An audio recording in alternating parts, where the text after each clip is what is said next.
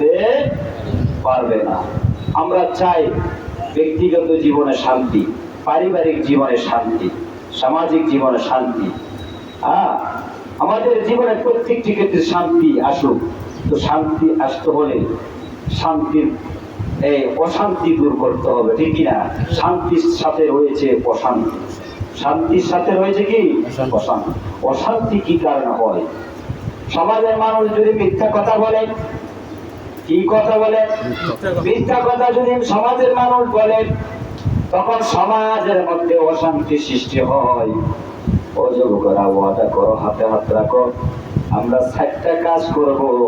যতদিন পর্যন্ত সমুদ্রের মধ্যে এক ফোঁটা পানি থাকে, আমাদের এই ওয়াদা বলন্দ থাকবে। কখনো এই ওয়াদা থেকে, এই কাজ থেকে কখনো আমরা পিছায় যাব না। আল্লাহু আকবার। 1 নাম্বার কাজ হচ্ছে সমাজ থেকে অশান্তি দূর করা। তাহলে অশান্তি দূর করতে হলে, অশান্তি কি কারণে হয়? কারণ হচ্ছে সমাজ থেকে মিথ্যা কথা দূর করতে হবে। সমাজের মধ্যে যারা মিথ্যা কথা বলে, তাদেরকে বলতে হবে আজকে থেকে মিথ্যা কথা বলা যাবে না। মিথ্যা কথা সব পাপের মা। মিথ্যা কথা যে ব্যক্তি বলতে পারে, তার জীবনে সব অন্যায় সে করতে পারে, ঠিক কিনা বলে? মিথ্যা কথা। আপনি আসেন বারোগুলো বাজারে, পাওনাদার আপনাকে ফোন করেছে, পাওনাদার আপনাকে কি করছে? ফোন করেছে, ভাই কোথায় আছেন? আমি তো ঢাকা আছি। আমি কোথায় আছি? ঢাকায় আছি। কখন আসবেন? 3-4 দিন পরে আসবো।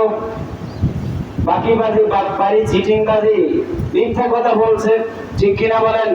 এই যে অশান্তির কারণ হচ্ছে মিথ্যা। মিথ্যা হচ্ছে সকল পাপের মা। এইজন্য আল্লাহ রাব্বুল আলামিন বলেন, ওয়াজতানিবু কওলাজ জুর। এই বান্দারা, মিথ্যা কথা তোমরা পরিহার করো। মিথ্যা কথা কি করো? পরিহার করো। আপনারা কি মিথ্যা কথা বলবেন না? কি ছাড়বেন? মিথ্যা কথা বলা যাবে না। জীবন জায়গার থাক, মিথ্যা কথা কখনো বলা যাবে না। মিথ্যা কথা বলা মুনাফিকের আলামত। মিথ্যা কথা বলাটা হচ্ছে মুনাফিকের আলামত। যে ব্যক্তি মিথ্যা কথা বলে, সে মুনাফিক হয়ে যায়। মুনাফিকের 3টা আলামত। একটা আলামত হচ্ছে মিথ্যা কথা বলা, কি? 2 নাম্বার আমানতের খেয়ানত করা, 3 নাম্বার ওয়াদা ভঙ্গ করা। এই 3টা আলামত কারো মধ্যে যদি থাকে, সে মুনাফিক। আর মুনাফিকের স্থান জাহান্নামের একেবারে নিম্ন স্তরে, ঠিক কিনা বলে? মুনাফিক আল্লাহ জান্নাতে যাইতে পারবে না। মুনাফিকের উপর আল্লাহর লানত, মুনাফিকের উপর আল্লাহর গজব। ওই মুনাফিক কারা? ওই মুনাফিক কি মুসলমানদের মধ্যে আছে কিনা? অবশ্যই আছে। মুনাফিক হচ্ছে মুসলমানদের মধ্যে বেশি। আজকে ঘরে ঘরে মুসলমানের মধ্যে মুনাফিক আছে, ঠিক কিনা বলেন? এইজন্য ইন্নাল মুনাফিকিনা ফিদ-দারকিল আসফালি মিনান নার। আল্লাহ তাআলা বলেন, নিশ্চয় মুনাফিকের স্থান হবে জাহান্নামের একেবারে নিম্ন স্তরে।